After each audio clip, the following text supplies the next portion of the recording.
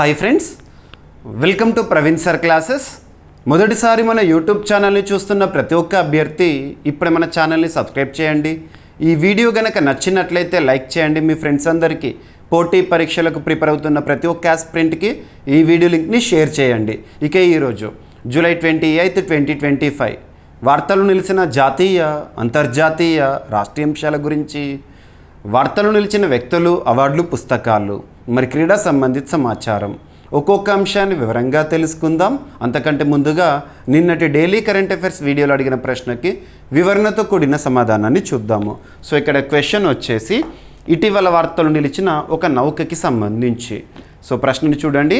ఇటీవల వార్తలు నిలిచిన సముద్ర ప్రచేత అనే నౌకను కోస్ట్ గార్డ్ అవసరాల కోసము ఎవరు రూపొందించడం జరిగింది? దీని ముఖ్య ఉద్దేశం ఏంటి?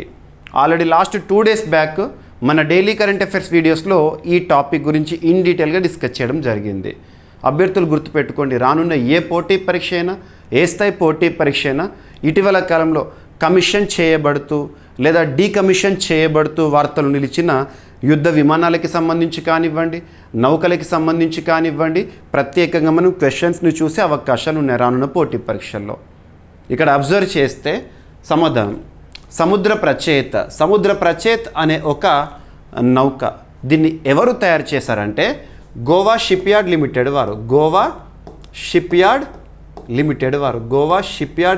వారు దీన్ని తయారు చేయడం జరిగింది. మరి దీని యొక్క ఉద్దేశం ఏంటంటే ఇది పూర్తి స్వదేశీ పరిజ్ఞానంతో తయారు చేయబడిన ఒక నౌక. అది దీని ప్రత్యేకత. దాంతోపాటు మెయిన్ పర్పస్ ఏంటంటే కామన్గా సముద్ర ప్రాంతంలో, సో సముద్రం ఉంటుంది కదా, సముద్రంలో చాలా వరకు కాలుష్య సంబంధిత అంశాల గురించి మనం లేదా సముద్ర విపత్తులకి సంబంధించి చూస్తూ ఉంటాం. సముద్రంలో ఒక ప్రమాదం ఆయిల్ స్పిల్ గురించి మీరు చాలాసార్లు వినే ఉంటారు. ఆయిల్ స్పిల్ మనం రీసెంట్గా మలబార్ కోస్ట్ వద్ద లేదా కొచ్చి పోర్టుకి సమీపంలో ఒక విదేశీ నౌక ప్రమాదానికి గురైంది. దాని కారణంగా ఆయిల్ స్పిల్ అనేది జరిగింది అని చెప్పేసి దానిని కేరళ రాష్ట్ర ప్రభుత్వం రాష్ట్ర విపత్తుగా ప్రకటించింది అని చెప్పేసి చూస్తున్నాం. ఆయిల్ స్పిల్ అంటే ఏంటి? కామన్గా సముద్రం నీరు ఉంటుంది కదా, నీటిపైన ఎక్కువ మొత్తంలో ఆయిల్ పేరుకుపోవడం. మరి అలా ఆయిల్ ఎందుకు పేరుకుపోతుంది, ఎలా పేరుకుపోతుంది అంటే సముద్ర మార్గం నుండి పెద్ద పెద్ద కంటైనర్ షిప్స్ ఏవైతే ఉంటాయో రవాణా చేస్తూ మనం వార్తల్లో చూస్తూ ఉంటాం. పెద్ద పెద్ద షిప్పుల ద్వారా సరుకు రవాణా జరుగుతూ ఉంటుంది. అందులో ఆయిల్, పెట్రోలియం లేదా క్రూడ్ ఇటువంటివి రవాణా చేయడం గురించి తరచూ వింటూ ఉంటాము. అటువంటి షిప్పులు ఏదైనా ప్రమాదానికి గురైనప్పుడు ఆ షిప్పుల్లో పెద్ద పెద్ద డ్రమ్ముల్లో ఉండే ఆయిల్ ఉంటుంది కదా, అది సముద్రం పైన పడిపోయి, కామన్గా ఆయిల్ నేచర్ ఏంటి, it floats on the water, ఇక్కడ నీటిపై తేలియాడుతూ ఉంటుంది. ఎంతో కొంత పరిమాణంలో కాదు, పెద్ద ఎత్తున దట్టమైన ఒక అట్టులాగా సముద్రం పైన పేరుకుపోయి ఉంటుంది. ఇది పెద్ద ప్రమాదంగా చెప్పొచ్చు. ఎందుకంటే సూర్యరశ్మి ఏదైతే ఉంటుందో, సూర్యరశ్మి లేదా సన్ రేస్ సముద్రంలోకి పెనెట్రేట్ కాకుండా ఆపుతుంది.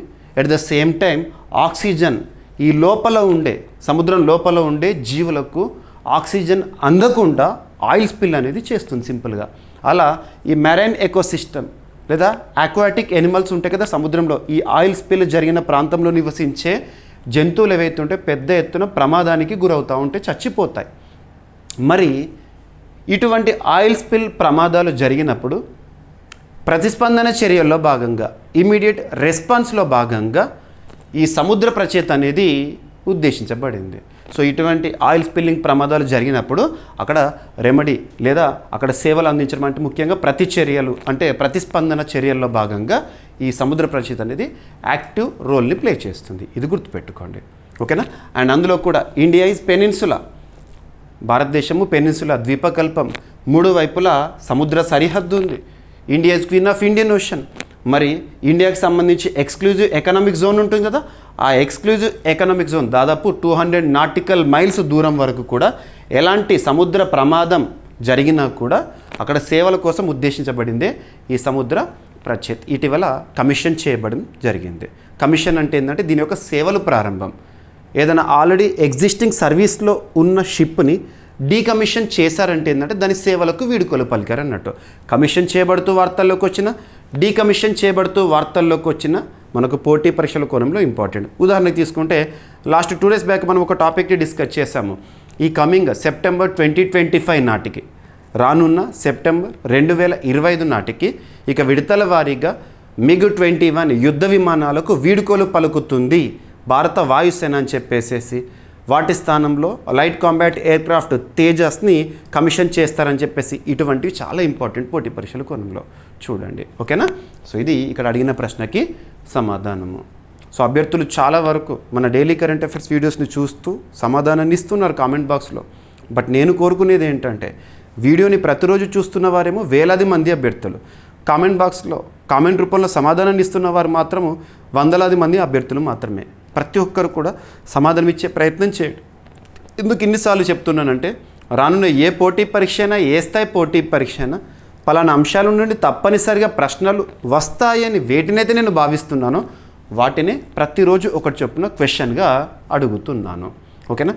మీకు సమాధానం సగం తెలిసినా పర్లేదు, లేదా తప్పనిపించినా పర్లేదు, పోస్ట్ చేయండి. నెక్స్ట్ డే ఎలాగూ మీకు ఎక్స్ప్లెనేషన్ ఇస్తాను కాబట్టి క్లారిటీ అనేది వస్తుంది.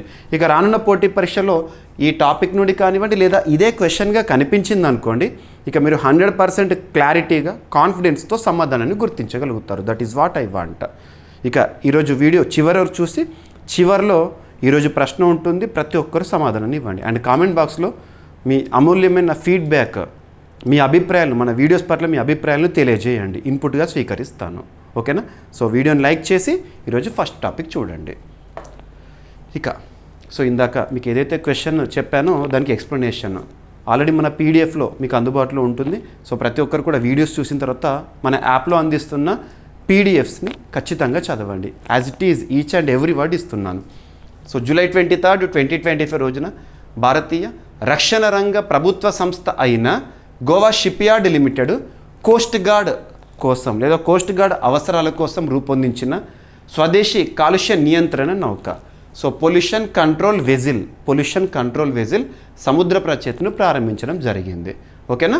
సో దీని యొక్క ప్రత్యేకత, భారత ప్రత్యేక ఆర్థిక మండలి అంటే ఎక్స్క్లూజివ్ ఎకనామిక్ జోన్లో ఆయిల్ స్పిల్ వంటి ప్రమాదాలపై వేగవంతమైన సమర్థవంతమైన ప్రతిస్పందనకు ఉపయోగపడుతుంది.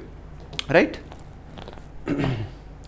ఇక గోవా షిప్యార్డ్ లిమిటెడ్ ప్రభుత్వ రంగ సంస్థలో పనిచేస్తున్న షిప్ల తయారీ సంస్థ. 1957లో ఏర్పాటైంది. వాస్కోడ గామా గోవా కేంద్రంగా పనిచేస్తుంది. రక్షణ, తీర రక్షణ, నావికాదళ నౌకలకు తయారు చేసే ఒక ప్రధాన సంస్థ.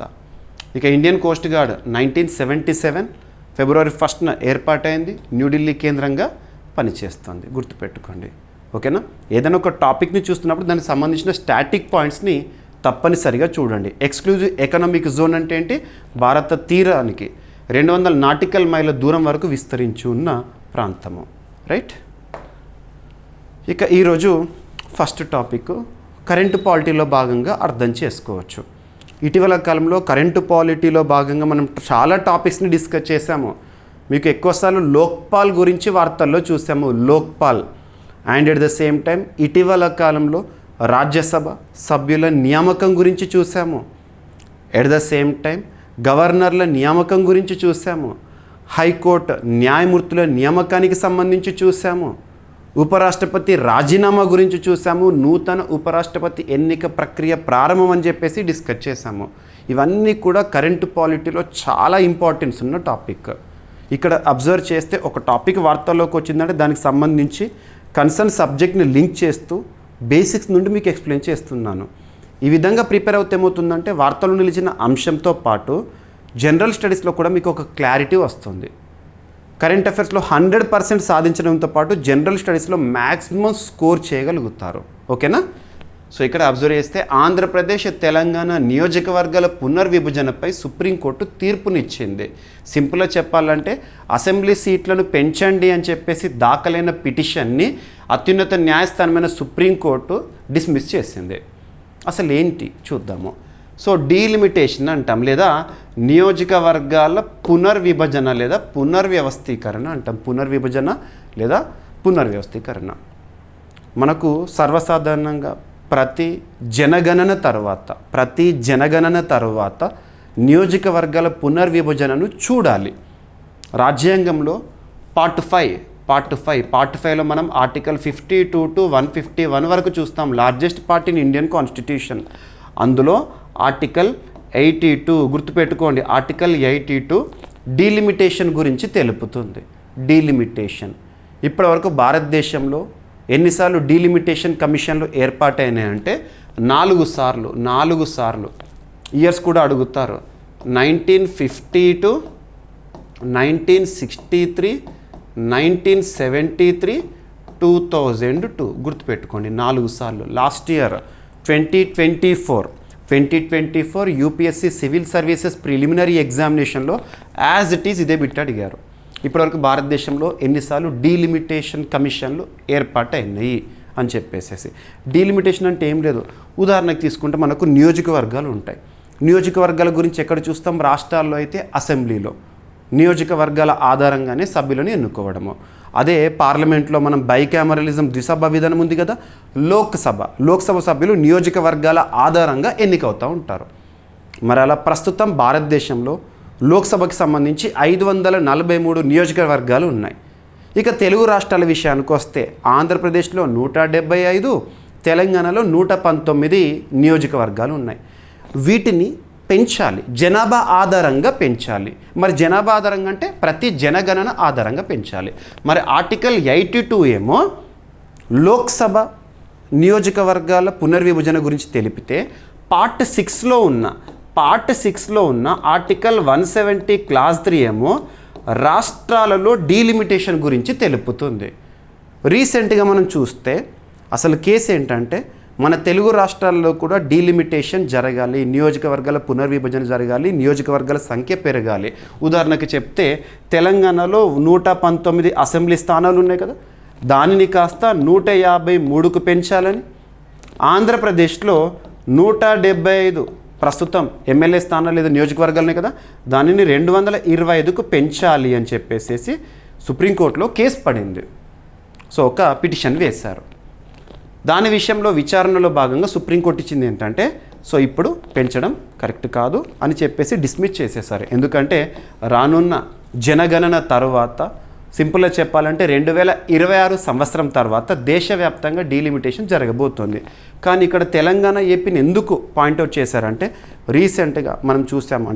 అంటే భారతదేశంలో రాష్ట్రాల ఏర్పాటు అనేది తెలంగాణ ఏర్పాటు చివరిది 2014 సంవత్సరం.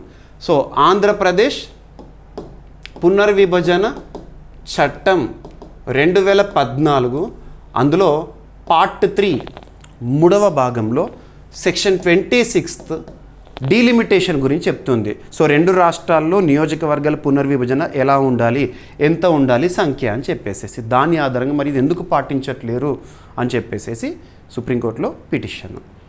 ఇక్కడ ఉదాహరించిన అంశం ఏంటంటే మరి జమ్మూ కాశ్మీర్ ఒకప్పుడు state. After repealing article 370 Jammu Kashmir 2 కేంద్రపాలిత ప్రాంతాలుగా మారింది. ఒకటి అసెంబ్లీతో కూడిన కేంద్రపాలిత ప్రాంతం జమ్మూ కాశ్మీర్, రెండవది లడఖ్ వితౌట్ అసెంబ్లీ. మరి జమ్మూ కాశ్మీర్ అసెంబ్లీకి సంబంధించి నియోజకవర్గాల పునర్విభజన చేశారు కదా, మరి మా రాష్ట్రానికి ఎందుకు చేయట్లేదని చెప్పేసి కేసు.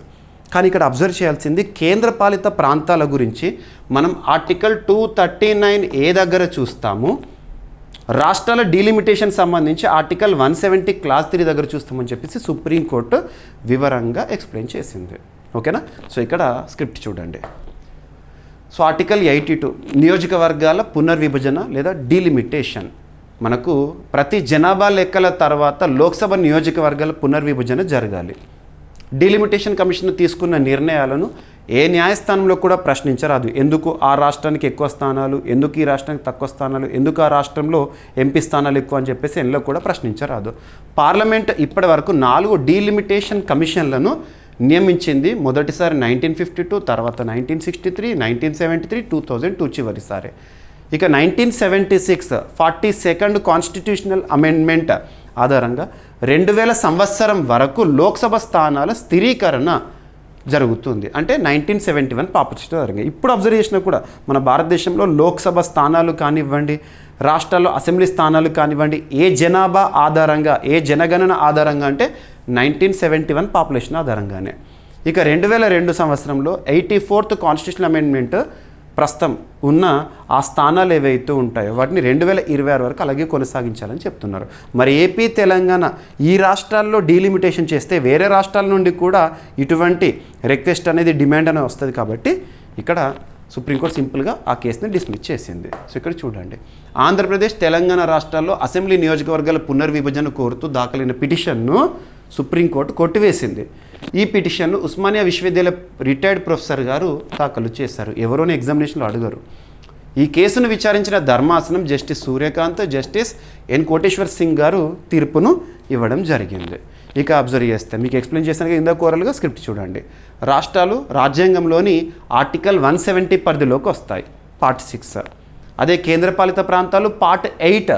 పార్ట్ 8 కేంద్రపాలిత ప్రాంతాల గురించి చూస్తాము. పార్ట్ 8 రాజ్యాంగంలోని ఆర్టికల్ 239A పరిధిలోకి వస్తాయి.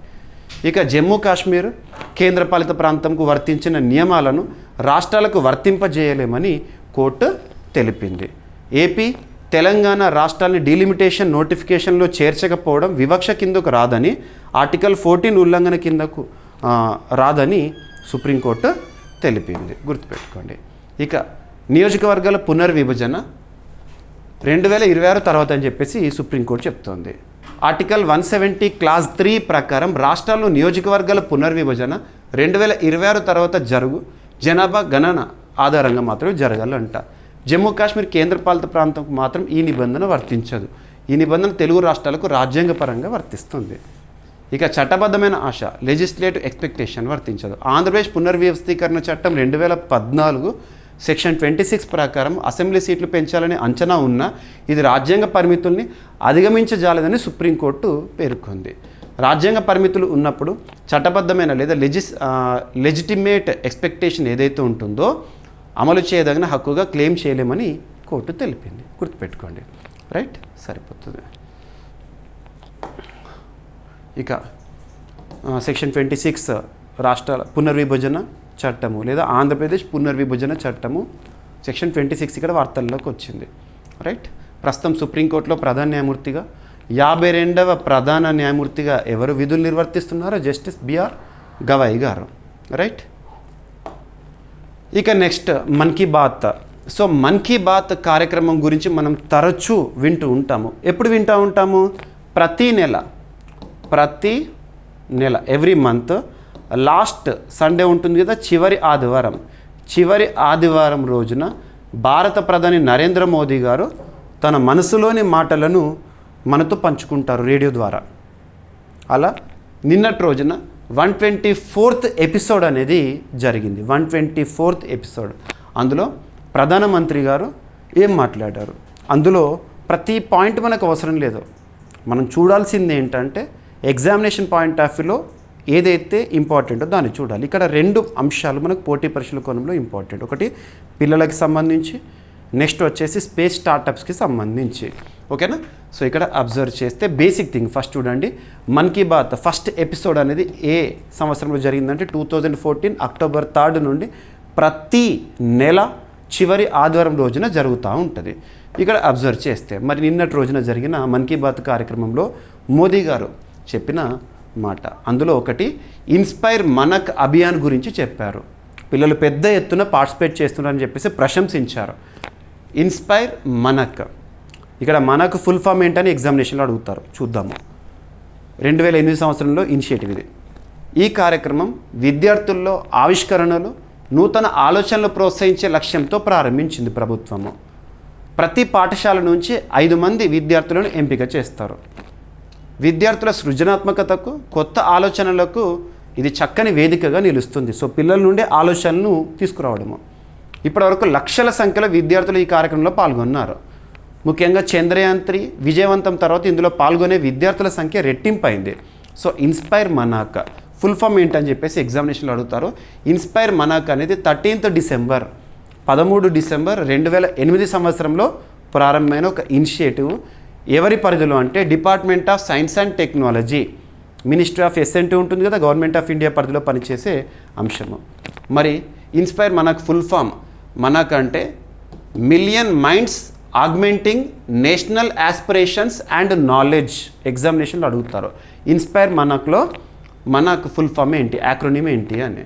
So million minds augmenting national aspirations and knowledge. మరి ఈ ఇన్స్పైర్ మనకి యొక్క లక్ష్యం ఏంటంటే 10 నుండి 15 సంవత్సరాల మధ్య వయసున్న విద్యార్థుల్లో సైన్స్ టెక్నాలజీ పట్ల ఆసక్తిని పెంపొందించడము. ఓకేనా. ఇక నిన్న మన్ కీ బాత్ కార్యక్రమంలో నరేంద్ర మోదీ గారు ఇంకొక అంశం ఏం చెప్పారంటే భారతదేశంలో స్పేస్ స్టార్టప్స్ విషయంలో అద్భుతమైన పురోగతి చూస్తున్నాం. స్పేస్ స్టార్టప్స్ ఇస్రో సాధిస్తున్న ఘనతలకు తోడు మనకు సైన్స్ అండ్ టెక్నాలజీలో భాగంగా తరచూ ఇస్రో గురించి చూస్తాము. ప్రస్తుతం భారతదేశంలో ఇస్రో సాధిస్తున్న ఘనతలకి తోడు చాలా ప్రైవేట్ స్పేస్ స్టార్టప్స్ కూడా అద్భుతమైన పురోగతి సాధిస్తున్నాయి. దానికి కారణం ఏంటంటే 2020 సంవత్సరంలో 2020 ఇయర్లో భారత ప్రభుత్వం ప్రారంభించిన INSPACe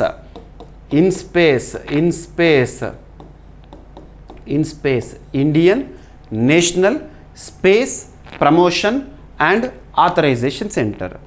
Indian national space promotion and authorisation centre ISRO సాధిస్తున్న ఘనతలకి తోడు ప్రైవేట్ స్పేస్ స్టార్టప్స్ని ప్రోత్సహించడమే ఈ ఇన్స్పేస్ యొక్క ఉద్దేశము. ఇన్స్పేస్ ఎలా సక్సెస్ అయిందో చెప్పడానికి ఒక చిన్న ఎగ్జాంపుల్. మనం లాస్ట్ 2.5 years బ్యాక్ భారతదేశంలోని మొట్టమొదటి ప్రైవేట్ రాకెట్ ప్రయోగం విజయవంతం అని చెప్పేసి చూసాము. ఏంటది? విక్రమ్ ఎస్ రాకెట్ ప్రారంభ మిషన్ అని చెప్పేసి స్కై రూట్ ఏరోస్పేస్ అనే ఒక ప్రైవేట్ స్పేస్ స్టార్టప్ సాధించిన ఘనత గుర్తుపెట్టుకోండి. ఓకేనా. ఇక 5 సంవత్సరాల క్రితం 2020లో భారతదేశంలో 50 కంటే తక్కువ స్పేస్ స్టార్టప్స్ ఉండేవి, అంటే అంతరిక్ష రంగంలో పనిచేసే ప్రైవేట్ సంస్థలు. ప్రస్తుతం 2025 నాటికి భారత్లో స్పేస్ రంగంలో పనిచేస్తున్న స్టార్టప్ సంఖ్య 200 కంటే ఎక్కువకు చేరుకుందంట. ఈ స్టార్టప్స్ ద్వారా అంతరిక్ష పరిశోధనలు సాంకేతిక ఆవిష్కరణలు వేగంగా పెరుగుతున్నాయని ప్రధాని గారు తెలిపారు. రైట్, గుర్తుపెట్టుకోండి. ఇక భారత అంతరిక్ష రంగంలో పురోగతి ఇటీవల సాధించిన ఘనతలు చంద్రయాన్ 3 కానివ్వండి, ఆదిత్య L1 కానివ్వండి, గగన్యాన్ విషయంలో మానవ సహిత ప్రయోగంలో మనం చూస్తున్న పురోగతి చూస్తున్నాం. ఇక అతి త్వరలో మనం మానవ సహిత ప్రయోగాన్ని చేపట్టబోతున్నాము. ప్రస్తుతం ఇస్రో చీఫ్గా ఎవరు విధులు నిర్వర్తిస్తున్నారు? వి నారాయణన్ గారు. ఓకేనా. నిన్న బిర్లా పురస్కార గ్రహీతగా వార్తల్లోకి వచ్చారు. ఇక నెక్స్ట్ హిస్టరీకి సంబంధించి వెరీ ఇంపార్టెంట్ 1000 years సెలబ్రేషన్స్ని మనం already last 1 week back discuss చేశాము. తమిళనాడులో 1000 years సెలబ్రేషన్ దేనికి సంబంధించి, ఎవరికి సంబంధించి? రాజేంద్ర చోళకి సంబంధించి. ప్రస్తుతం భారత ప్రధాని గారు నిన్నటి రోజున తమిళనాడు రాష్ట్ర పర్యటనలో భాగంగా ఈ వేడుకల్లో పాల్గొన్నారు. 1000 years సెలబ్రేషన్, అందులో భాగంగా ఒక కమమరేటివ్ కాయిన్ని కూడా విడుదల చేశారు. స్మారక నాణ్యం అన్నట్టు కాయిన్. ఓకేనా. So 1000 years of naval expedition of emperor Rajendra Chola 1 commemorative coin release చేయడం జరిగింది. సో 1000 రూపాయల విలువతో. సో ఇక్కడ చోళ చక్రవర్తి రాజేంద్ర చోళుడి స్మారక నాణ్యాన్ని భారత ప్రధాని నరేంద్ర మోదీ గారు విడుదల చేశారు జూలై 27, 2025 రోజున. చారిత్రక చోళ చక్రవర్తి రాజేంద్ర చోళ 1 జయంతిని పురస్కరించుకొని ప్రధాని నరేంద్ర మోదీ గారు ఆయన గౌరవార్థం స్మారక నాణ్యాన్ని విడుదల చేశారు. ఓకేనా. జూలై 27, 2025 ఆదివారం నిన్నటి రోజున. స్థలం గంగైకొండ చోళపురం, అరియలూరు జిల్లా, తమిళనాడులో. ఈ కార్యక్రమం ఆది తిరువాతిరై పండుగ ముగింపు వేడుకల సందర్భంగా జరిగింది. ఈ పండుగ రాజేంద్ర చోళ 1 జయంతి సందర్భంగా జరుపుకుంటున్నారు. ఇక రాజేంద్ర చోళ 1 వెరీ ఇంపార్టెంట్. ఎగ్జామినేషన్లో మీకు హిస్టరీ సబ్జెక్ట్ కూడా నేర్చుకుని ఉంటారు.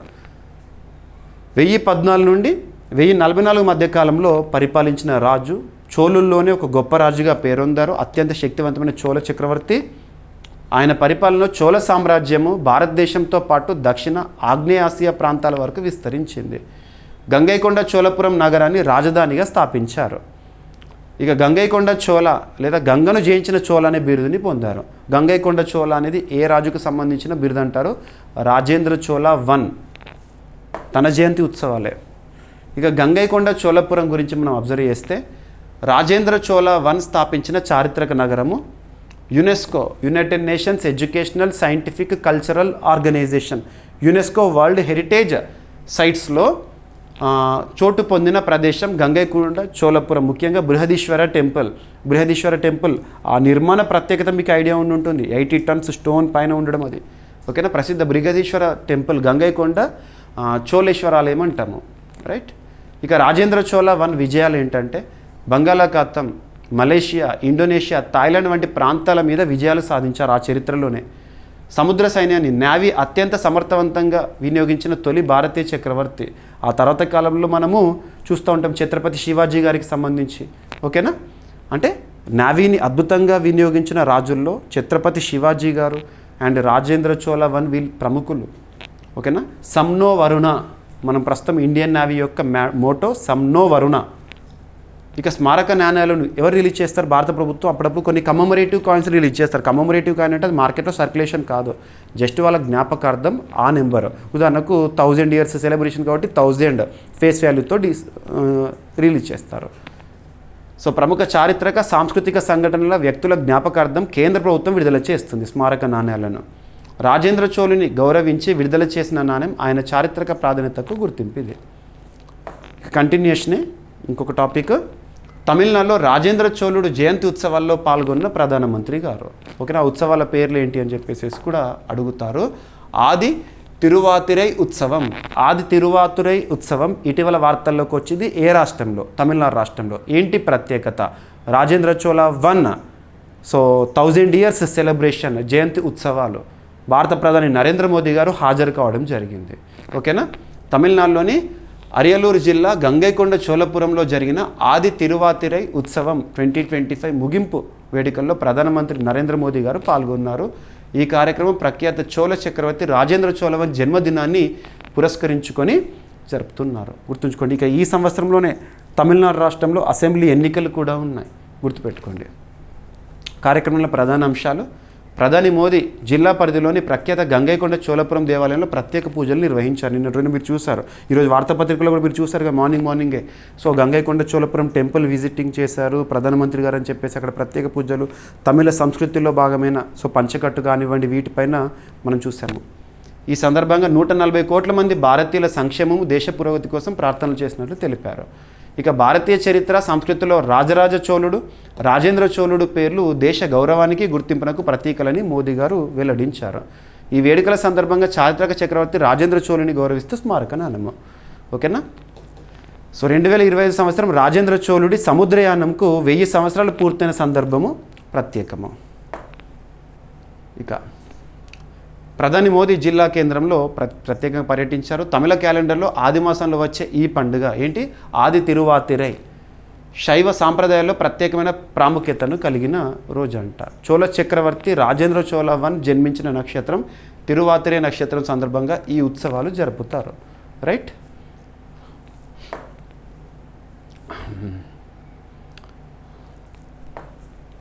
ఇక మన సంస్కృతిలో భాగమైన మరొక అంశం ఈరోజు జూలై 28 కదా. సో ఈరోజు మీరు అబ్జర్వ్ చేస్తే ప్రత్యేకంగా తీజ్ వేడుకలను చూసాం మనం.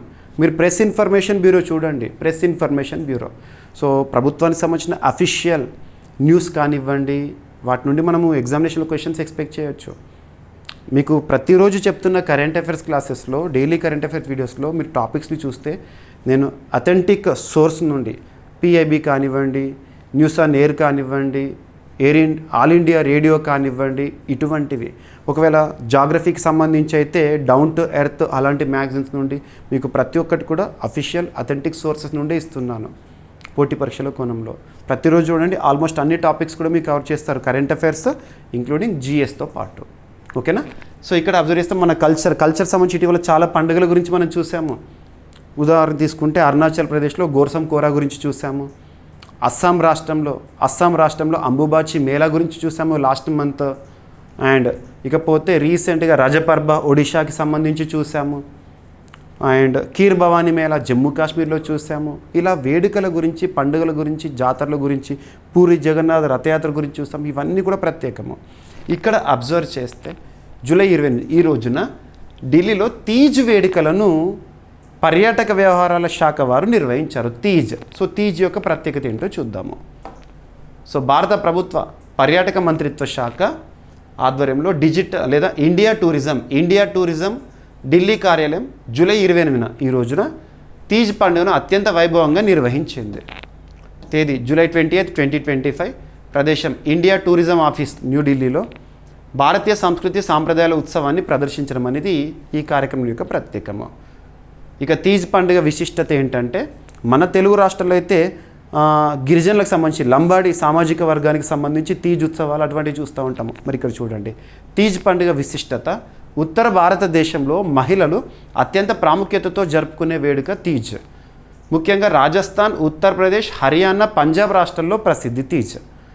శివపార్వతుల మిళితాన్ని సూచిస్తూ వరలక్ష్మి సౌభాగ్యాన్ని ప్రసాదించే పండుగగా దీన్ని భావిస్తారు. వర్షాకాలం ఆరంభాన్ని తీజ్ వేడుకలు సూచిస్తాయి. ఓకేనా. సో తీజ్ పండుగ రకాలు ఏంటంటే హరియాలి తీజ్ శ్రావణ మాసంలో వస్తుంది, వర్షాకాలానికి సంబంధించింది. కజ్రీ తీజ్ భాద్రపద మాసంలో జరుపుకుంటారు. హర్తాలికా తీజ్ ముఖ్యంగా ఉత్తర భారత మహిళలు ఉపవాస దీక్షతో జరుపుకుంటారు. ఓకేనా. సో టూరిజం పరిధిలో కదా, టూరిజం శాఖ పరిధిలో కదా భారత ప్రభుత్వ పర్యాటక శాఖ నిర్వహించే ఒక కార్యక్రమం ఇండియా టూరిజం. అందులో తీజ్ ఉత్సవాలను సెలబ్రేట్ చేశారు. రైట్. ఇక నెక్స్ట్ అంతర్జాతీయ అంశాలు. మీకు ఏదైనా ఒక అంతర్జాతీయ అంశం గురించి కానీ, లేదా వార్తలు ఇచ్చిన ప్రాంతం గురించి కానీ, సముద్ర ప్రాంతం గురించి కానీ, జలసంధి గురించి కానీ డిస్కస్ చేస్తున్నప్పుడు ఆ లొకేషన్ మీకు చూపిస్తున్నాను. సో ఇక్కడ అబ్జర్వ్ చేస్తే ఆఫ్రికా ఖండంలోని ఒక దేశం సూడాన్ దేశము. సూడాన్ దేశం ముఖ్యంగా ఆఫ్రికా ఖండంలో నార్త్ ఈస్టర్న్ సైడ్ ఉంటుంది. ఎర్ర సముద్రాన్ని సరిహద్దుగా కలిగిన ఒక దేశము. మరి సూడాన్ ప్రస్తుతం ప్రపంచంలో చూడండి చాలా దేశాల్లో కూడా పరిస్థితులు ఎలా ఉన్నాయి. రష్యా యుక్రెయిన్ సంక్షోభము, సూడాన్లో అంతర్యుద్ధము, మయన్మార్లో అంతర్యుద్ధము, బంగ్లాదేశ్లో అస్థిర ప్రభుత్వము, పాకిస్తాన్లో ఎప్పుడూ అంతర్యుద్ధమే, బలూచిస్తాను వారు demand, and at the same time Israel, Iran. So అటువంటి ప్రాంతాలు చూస్తున్నాము. సో ఇలా సూడాన్లో అంతర్యుద్ధానికి సంబంధించి ఇక్కడ ఒక స్టేట్మెంట్ ప్రభుత్వ ఏర్పాటుకు సంబంధించి. సూడాన్లో ఆర్ఎస్ఎఫ్ నేతృత్వంలోని సంకీర్ణ ప్రత్యామ్నాయ ప్రభుత్వ ఏర్పాటును ప్రకటించింది ఆర్ఎస్ఎఫ్. సో సూడాన్లో ప్రస్తుతం కొనసాగుతున్న ఘర్షణలు, మానవ సంక్షోభాల మధ్య పారామిలిటరీ బలగమైన ర్యాపిడ్ సపోర్ట్ ఫోర్సెస్ నేతృత్వంలోని సంకీర్ణం ప్రత్యామ్నాయ ప్రభుత్వ ఏర్పాటును ప్రకటించింది. సో సూడాన్లో ప్రత్యామ్నాయ ప్రభుత్వ ఏర్పాటును ప్రకటిస్తూ ఇటీవల ఎవరి వార్తల్లోకి వచ్చారంటే అక్కడ పారామిలిటరీ బలగము అంటే సైన్యం అధికారాన్ని హస్తగతం చేసుకుంది, ర్యాపిడ్ సపోర్ట్ ఫోర్సెస్. ఆర్ఎస్ఎఫ్ నేత జనరల్ మహమ్మద్ హమ్దాన్ దగాలో ప్రముఖంగా హెమెండి అంటాము ఈ ప్రత్యామ్నాయ ప్రభుత్వానికి నాయకత్వం వహిస్తారంట. ఆర్ఎస్ఎఫ్ నేతృత్వంలో సంకీర్ణం గత మార్చిలో ఒక తాత్కాలిక రాజ్యాంగంను కూడా అమలు చేసింది. ఈ రాజ్యాంగంలో సెక్యులర్ ఫెడరల్ ప్రభుత్వ వ్యవస్థ 8 ప్రాంతాలుగా దేశ విభజన ప్రతిపాదించడం జరిగింది. ఇక ఆర్ఎస్ఎఫ్ నియంత్రణలో అక్కడ వెస్టర్న్ సూడాన్ ఇవన్నీ ఉంటాయంట. రైట్. సో ఇక సూడాన్ దేశం వార్తల్లోకి వచ్చింది కాబట్టి సూడాన్ దేశ రాజధాని ఖార్టూమ్ గుర్తుపెట్టుకోండి. ఏదైనా దేశం గురించి మనం వార్తల్లో చూసామంటే ఆ దేశానికి సంబంధించిన క్యాపిటల్ ఏంటి ఇటువంటివి అడుగుతారు, ఏ ఖండంలో ఉంది అని చెప్పేసేసి. సో మానవ సంక్షోభ పరిస్థితులు ఘర్షణ కారణంగా సూడాన్ తీవ్రంగా దెబ్బతింది, అంతర్యుద్ధము. ఓకేనా. Right. So rapid support forces 2013లో సూడాన్ ప్రభుత్వం ఏర్పాటు చేసిన పారామిలిటరీ బలగము. ఓకేనా. ఇక నెక్స్ట్ ఇటీవల మన భారతదేశానికి సంబంధించి మనం చాలా రాకెట్ లాంచింగ్స్ లేదా ప్రయోగాలు, at the same time missile ప్రయోగాలు ఇటువంటివి చూస్తాం. దాంతోపాటు విదేశాలకు సంబంధించి కూడా వివిధ దేశాలు చేస్తున్న ప్రయోగాలపైన కూడా ఎగ్జామినేషన్లో అడుగుతారు. ఇక్కడ అబ్జర్వ్ చేస్తే ఇరాన్ నాహిద్-2 టెలికాం ఉపగ్రహాన్ని ఇటీవల ప్రయోగిస్తూ వార్తల్లోకి వచ్చింది. ఏ రాకెట్ ద్వారా లేదా ఏ లాంచ్ వెహికల్ ద్వారా. సో పేరిస్తారు ఎగ్జామినేషన్లో నాహిద్-2 టెలికాం ఉపగ్రహాన్ని ప్రయోగిస్తూ ఇటీవల ఏ దేశం వార్తల్లోకి వచ్చింది అంటే ఇరాన్. సో ఇక్కడ ఏ లాంచ్ రష్యా సహకారంతో Russia Soyuz rocket launch vehicle, rocket ఏమో రష్యాది, ఉపగ్రహం ఏమో ఇరాన్ది. ఓకేనా. సో ఇరాన్ తన నాహిద్-2 అనే టెలికమ్యూనికేషన్స్ పరిశోధన ఉపగ్రహాన్ని రష్యాకు చెందిన సోయిజ్ రాకెట్ ద్వారా విజయవంతంగా ప్రయోగించింది. ఓకేనా. నాహిద్-2 ఈ ప్రయోగంలో ఇరాన్తో పాటు రష్యా మరియు ఇతర దేశాలకు చెందిన 18 ఉపగ్రహాలు కూడా ప్రయోగించారంట. నాహిద్-2 ఉపగ్రహం ప్రత్యేకతలు ఏంటంటే ఇది టెలికమ్యూనికేషన్స్ పరిశోధన అవసరాలకు ఉపయోగపడుతుంది. ఈ ఉపగ్రహం భూమి చుట్టూ కక్షలో 5 సంవత్సరాల పాటు పనిచేస్తుందంట. దేశీయంగా అభివృద్ధి చేసిన ప్రొపల్షన్ సిస్టమ్ కలిగి ఉంది. రైట్. సో సోయిజ్ రాకెట్ రష్యాకి సంబంధించింది. మొదటి ప్రయోగం 1966లో. ఇక మన రాష్ట్రీయ అంశాల్లో భాగంగా అభ్యర్థులు అబ్జర్వ్ చేయండి. తెలంగాణ, ఆంధ్రప్రదేశ్ 2 రాష్ట్రాలకు సంబంధించి పోటీ పరీక్షలకు ప్రిపేర్ అవుతున్న అభ్యర్థుల కోసము మీకు ఎవ్రీడే కూడా డైలీ కరెంట్ అఫైర్స్లో 2 రాష్ట్రాల సమాచారాన్ని ఇస్తున్నాను. ఎందుకంటే రాష్ట్ర స్థాయి పోటీ పరీక్షలకు ప్రిపేర్ అవుతున్న అభ్యర్థులు మన రాష్ట్ర అంశాలపైన ఎక్కువగా ఫోకస్ చేయాలి. కాబట్టి కొన్ని సందర్భాల్లో తెలంగాణకు సంబంధించిన సమాచారం మాత్రమే వార్తల్లో ఉండొచ్చు, కొన్ని సందర్భాల్లో ఏపీకి సంబంధించిన సమాచారం మాత్రమే వార్తల్లో ఉండొచ్చు. కొన్ని సందర్భాల్లో 2 రాష్ట్రాలకు సంబంధించి మనం కరెంట్ అఫైర్స్ పాయింట్ ఆఫ్ వ్యూలో చూడొచ్చు. పోటీ పరీక్షలకు ఇంపార్టెన్స్ ఉండేవి. కొన్ని సందర్భాల్లో ఏ రాష్ట్రానికి సంబంధించిన వార్త కూడా ఉండకపోవచ్చు. మీరు డైలీ చూడండి, 2 రాష్ట్రాలకు సంబంధించి 100% అన్ని టాపిక్స్ కవర్ అయిపోతాయి. ఇక్కడ తెలంగాణ రాష్ట్రంలోని ములుగు జిల్లాలో, సో దనసరి సీతక్క గారి సొంత ప్రాంతము ములుగులో మొట్టమొదటిసారి ఒక సాంకేతిక సంస్థ పనులను ప్రారంభించింది టెక్నాలజీకి సంబంధించి. సింపుల్గా చెప్పాలంటే అక్కడ ఒక టెక్ సంస్థ ఏర్పాటు. జిల్లా కలెక్టర్ మరియు మంత్రి గారి ప్రోద్బలంతో ఇది పాసిబుల్ అయింది. ములుగులో ఎవరు ఏర్పాటు చేశారు? ములుగు అంటే మనకు ప్రత్యేకంగా కొన్ని ఇంపార్టెంట్ ప్లేసెస్ కూడా ఉంటాయి. రామప్ప కానివ్వండి, లక్నవరం చెరువు కానివ్వండి, ఇవన్నీ కూడా ఓకేనా. And at the same time ప్రతి 2 ఏళ్ళకు ఒకసారి జరిగే మేడారం జాతర. సో తెలంగాణలో అత్యంత వెనుకబడిన జిల్లాల్లో ఒకటైన ములుగులో తొలిసారి ఒక టెక్నాలజీ కంపెనీ కార్యకలాపాలను ప్రారంభించిందట. టెక్నాలజీ కంపెనీ జిల్లా కలెక్టర్ టిఎస్ దివాకర చొరవతో పంచాయతీరాజ్ గ్రామీణాభివృద్ధి మంత్రి స్థానిక ఎమ్మెల్యే దనసరి అనసూయ సీతక్క గారి సహకారంతో ఇది సాధ్యమైందంట. మరి కంపెనీ ఎవరు ప్రారంభించారంటే SRIA ఇన్ఫోటెక్ ప్రైవేట్ లిమిటెడ్, హైదరాబాద్కి చెందిన సంస్థ. ఓకేనా, ములుగులో ఏర్పాటు చేసింది. కంపెనీ కార్యకలాపాలకు అవసరమైన భవనాన్ని ప్రభుత్వమే సిద్ధం చేసింది. ఇక స్థానిక task, so Telangana academy for skill and knowledge task కేంద్రంతో భాగస్వామ్యం ఏర్పాటు చేసి నిరంతర శిక్షణ, కెరీర్ అభివృద్ధికి తోడ్పడుతుందంట. ఓకేనా, గుర్తుపెట్టుకోండి. రైట్. ఇక ములుగు 2019 ఫిబ్రవరి 17న కొత్త జిల్లాగా ఏర్పాటైంది. అప్పుడు జిల్లాల పునర్వ్యవస్థీకరణ సందర్భంగా గిరిజనులు అధికంగా నివసించే ఒక జిల్లాగా చెప్పొచ్చు. పర్యాటక కేంద్రంగా కూడా ప్రసిద్ధి. Ramappa Rudreshwara temple UNESCO world heritage site in Telugu states. ఓకేనా. TASK Telangana academy for skill and knowledge గత ప్రభుత్వము కేసీఆర్ గవర్నమెంట్ ప్రారంభించిన ఒక అంశం యువత నైపుణ్య శిక్షణకి సంబంధించి. ఇక క్రీడలకు సంబంధించి ఒక టాపిక్, కబడ్డీ వరల్డ్ కప్ మరొకసారి వాయిదా పడింది. సో కబడ్డీ వరల్డ్ కప్, మహిళల కబడ్డీ వరల్డ్ కప్ యాక్చువల్గా ఆగస్టు 3 నుండి స్టార్ట్ అవ్వాలి మన హైదరాబాద్ ఆతిథ్యంలో. వాస్తవానికి 2వసారి వాయిదా పడింది. మొదటిసారి ఏంటంటే యాక్చువల్ వెన్యూ ఏంటంటే బీహార్లో జరగాల్సిన మహిళల కబడ్డీ వరల్డ్ కప్ బీహార్ ఆతిథ్యం నుండి వైదొలగడంతో తెలంగాణలో హైదరాబాద్లో నిర్వహిస్తామని చెప్పేసి అఫీషియల్గా డిసైడ్ అయిపోయింది. మళ్ళీ ఆ అఫీషియల్గా నిర్వహణ ఏదైతే ఉంటుందో వాయిదా వేస్తున్నామని చెప్పేసి న్యూస్. సో ఇక్కడ 14 జట్లు తలబడే మహిళల కబడ్డీ వరల్డ్ కప్ మరొకసారి వాయిదా. సో ప్రతిష్టాత్మకమైన మహిళల కబడ్డీ వరల్డ్ కప్ 2వ ఎడిషన్ మరోసారి నిరవధికంగా వాయిదా పడింది. ఇంకా డేట్ చెప్పలేదు. మొదటి నిర్ణయించిన తేదీలు ఏంటంటే హైదరాబాద్ వేదికగా ఆగస్టు 3 నుండి 10 వరకు. హైదరాబాద్, తెలంగాణ. ఎవరు నిర్వహిస్తారు? మన భారతదేశంలో కబడ్డీ నిర్వహణకి సంబంధించి amateur kabaddi federation of India మరియు అంతర్జాతీయ కబడ్డీ ఫెడరేషన్ సంయుక్తంగా నిర్వహిస్తాయి. కబడ్డీ వరల్డ్ కప్ కదా. సో టోర్నీ వాయిదా కారణాలు అంటే పలు జట్లు తమ వివరాలు నిర్ణీత సమయంలో ఇవ్వకపోవడము, సంబంధిత కేంద్ర రాష్ట్ర మంత్రిత్వ శాఖల నుంచి అనుమతులు పొందడంలో జాప్యం జరగడము. ఇక 2 సార్లు, మొదటిసారి షెడ్యూల్ యాక్చువల్గా జూన్ 2025లో పాట్నాలో జరగాలి, కానీ అక్కడ బీహార్ వైదొలగడంతో హైదరాబాద్కి షిఫ్ట్ చేశారు వెన్యూని. అది కూడా ఇప్పుడు తాజా పరిస్థితుల వల్ల మరోసారి వాయిదా పడింది. ఏ జట్లు? 14 జట్లు దాదాపు. So Bharat first edition actually ఇప్పుడు జరగబోయేది 2nd మహిళల కబడ్డీ వరల్డ్ కప్. మొట్టమొదటి ఎడిషన్ 2012లో జరిగింది. Winner India. భారత్తో పాటు Argentina, Bangladesh, Chinese Taipei, Germany, Netherlands, Iran, Japan, Kenya, Nepal, Thailand, Uganda, Zanzibar, Poland. ఓకేనా. సో మొదటి ఎడిషన్ 2012లో జరిగింది. పాట్నా బీహార్లో. విజేత భారత్ అప్పుడు ఇరాన్పై గెలిచింది. రైట్. 2వ ఎడిషన్ 13 సంవత్సరాల సుదీర్ఘ విరామం తర్వాత జరగాలి, కానీ వాయిదా పడుతూ వస్తుంది. Amateur kabaddi federation of India భారతదేశంలో కబడ్డీ క్రీడ నిర్వహిస్తుంది, నియంత్రిస్తుంది. ఇక అంతర్జాతీయ కబడ్డీ ఫెడరేషన్ 2004లో ఏర్పాటైంది. భారత్ జైపూర్ వేదికగా పనిచేస్తుంది. ఇక నెక్స్ట్ అవార్డుల విషయానికి వస్తే మనం ఈరోజు వార్తాపత్రికలు చూసాము. 17 మంది పార్లమెంటు సభ్యులకు సంసద్ రత్న పురస్కారం అని చెప్పేసేసి. మరి ఈ పురస్కారాన్ని ఎవరు ప్రకటిస్తారు, ఎందుకు ప్రకటిస్తారు? మరి ఆ 17 మంది పేర్లు గుర్తుంచుకోవాలంటే ఎగ్జామినేషన్ పాయింట్ ఆఫ్ వ్యూలో అంతగా ఇంపార్టెంట్ కాదు. కొంతమంది ప్రముఖులే మాత్రం గుర్తుపెట్టుకోండి.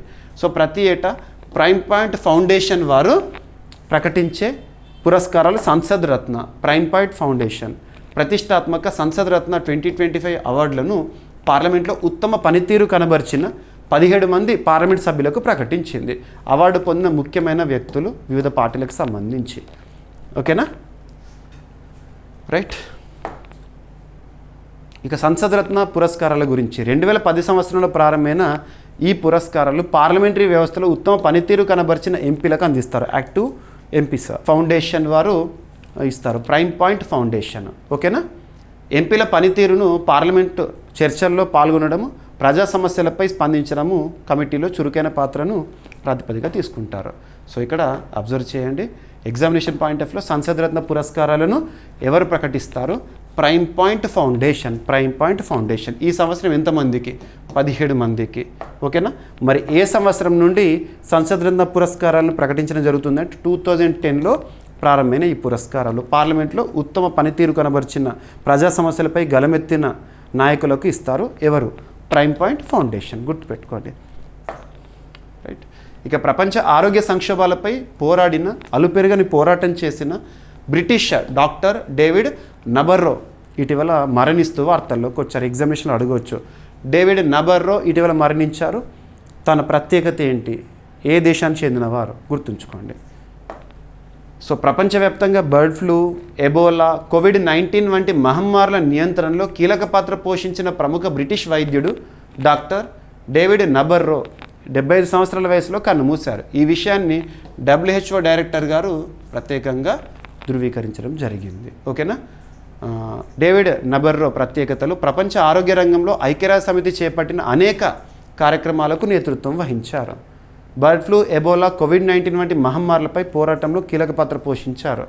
రైట్. ఇక ప్రపంచ ఆరోగ్యం కోసం చేసిన విశేష సేవలకు గుర్తుగా బ్రిటన్ రాజు చార్లెస్ చేతుల మీదుగా నైట్హుడ్ పురస్కార గ్రహీత కూడా. నైట్హుడ్ పురస్కారం వచ్చిందంటే వాళ్ళకు పేరుకు ముందు సార్ అనే ఒక బిరుదు వస్తుంది. Right. So WHO director general గారు ప్రత్యేకంగా నివాళి ప్రకటించారు.